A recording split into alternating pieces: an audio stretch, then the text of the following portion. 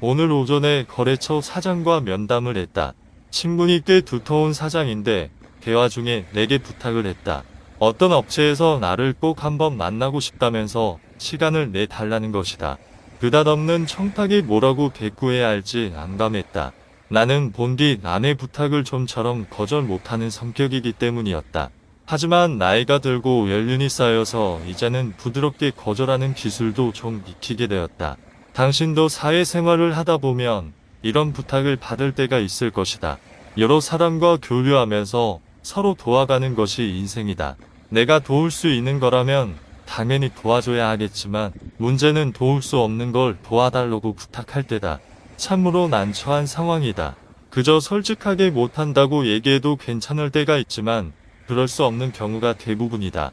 어떻게 상대의 마음을 상하게 하지 않으면서 거절을 할 수 있을까? 그리고 반대로 내가 어려운 일이 생겨서 남에게 부탁해야 할 때 어떻게 지혜롭게 부탁할 수 있을까? 부탁을 잘하고 거절하는 방법만 알아도 인간관계가 훨씬 수월해질 것이다. 먼저 내가 부탁을 해야 하는 입장일 때 어떻게 하면 될지 살펴보자. 세상에서 살면서 남에게 부탁하지 않는 사람은 아무도 없을 것이다. 혼자서 모든 걸 감당할 수 없기 때문에 반드시 누군가에게 부탁해야 하는 상황이 찾아오게 되어 있다. 부탁을 하려면 우선 그 상대와 친밀한 관계 형성이 되어 있어야 한다. 평소 주위 사람들과 원만한 관계를 맺어두는 것이 부탁을 잘할 수 있는 전제 조건인 것이다. 생전 연락 한 번 없다가 어느 날 갑자기 전화를 걸어와서는 부탁을 하는 사람들이 있다. 그런 사람들은 자기 입장과 상황을 구구절절 설명하면서 도와달라고 요청한다. 하지만 이런 사람의 요구를 들어주고 싶은가? 아마 사람들 대부분은 불쾌하게 여기고 거절할 것이다. 그러므로 내가 언제 어디서 누구에게 부탁하게 될지 모른다는 사실을 늘 기억하고 평상시 모든 사람을 소중히 여기면서 꾸준히 관계를 유지해야 한다. 그리고 당신이 부탁을 할 수 있으려면 당신도 부탁을 받아줘야 한다는 사실도 명심해라. 서로 도움을 주고받으며 인생을 만들어가는 것임을 잊지 않아야 한다. 자, 이제 부탁을 받았을 때 어떻게 대처해야 할지 알아보자. 맨 먼저 생각해 볼 것이 과연 내가 감당할 수 있는 부탁인가 하는 것이다. 이 점을 신중하게 고려한 뒤에 내가 도울 수 있을 만한 범위에 속한 일이라면 흔쾌히 부탁을 들어주는 것이 좋다. 이때 흔쾌히가 중요하다.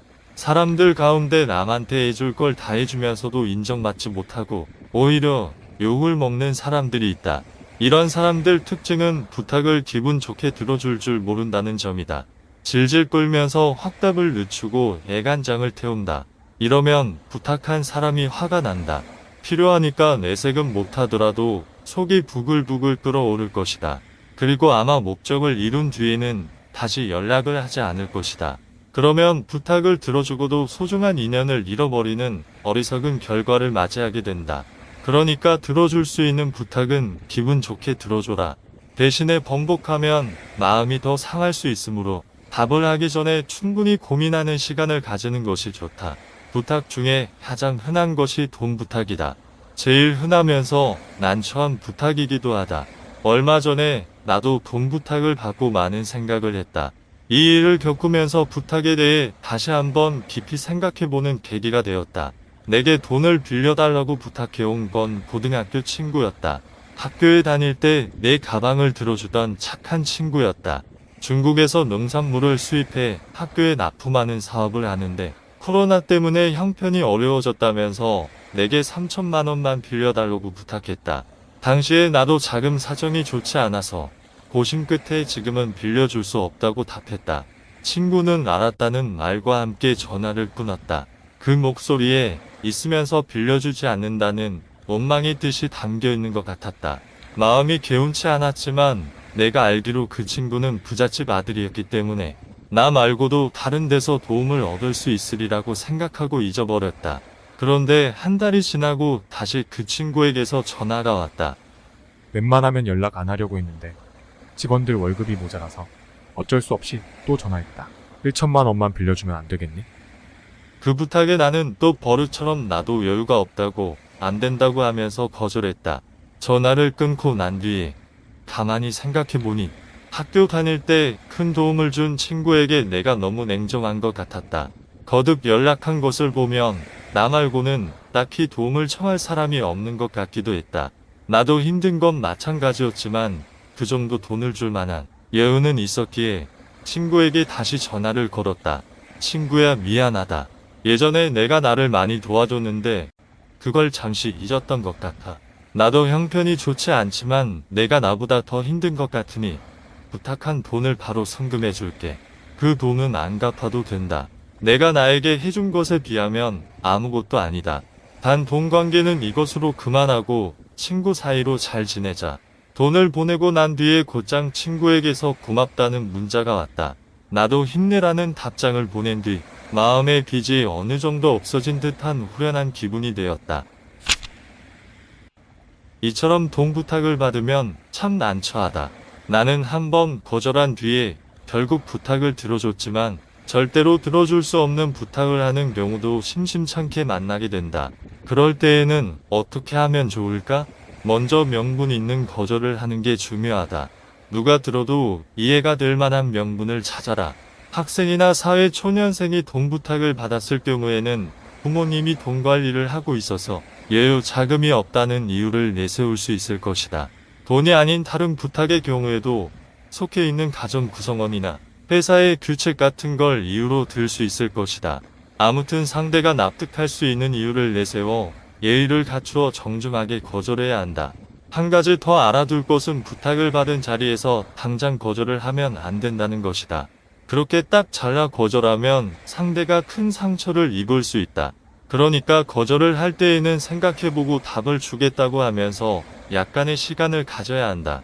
나는 고객과의 관계에서도 이 점을 늘 염두에 둔다. 고객이 클레임을 걸거나 지나친 요구를 해왔을 때 바로 통보하듯 답하지 않고 알아보겠다던가 공장에 문의한 뒤에 연락을 드리겠다라고 말하면서 우선 시간 여유를 확보한다. 그리고 얼마 뒤에 전화로 상황을 설명하면 고객들은 대부분 이해하고 내가 제안하는 다른 방법을 받아들인다. 간혹 끝까지 자기 입장만 밀어붙이는 고객도 있는데 그런 고객과는 관계를 끊고 새로운 고객과의 관계에 집중하는 편이 낫다고 본다. 끝으로 되도록 무리한 부탁을 받지 않도록 하려면 어떻게 해야 하는지 알려주겠다. 많은 사람이 다른 사람에게 자기 본 모습보다 더 잘난 사람인 것처럼 보이고 싶어하는 경향이 있다. 이렇게 자기를 과대 포장하면 주위 사람들은 착각하게 된다. 저 친구는 대단하구나. 저 사람에게 부탁하면 무엇이든 들어줄 수 있을 것 같다고 생각하게 된다.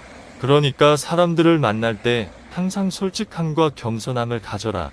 남에게 필요 이상으로 잘 보이려고 애쓰다가 곤란한 부탁을 받지 않도록 주의해야 한다. 겸손한 사람의 거절은 진정성 있게 받아들여진다. 늘 진실된 자세로 열심히 살고 주위 사람들과 인연을 소중히 여기며 기쁘게 도와주기도 하고 도움을 받기도 하는 멋진 어른이 되길 응원하겠다. 이상 돈독이었습니다. 도움이 되셨다면 구독과 좋아요 부탁드립니다.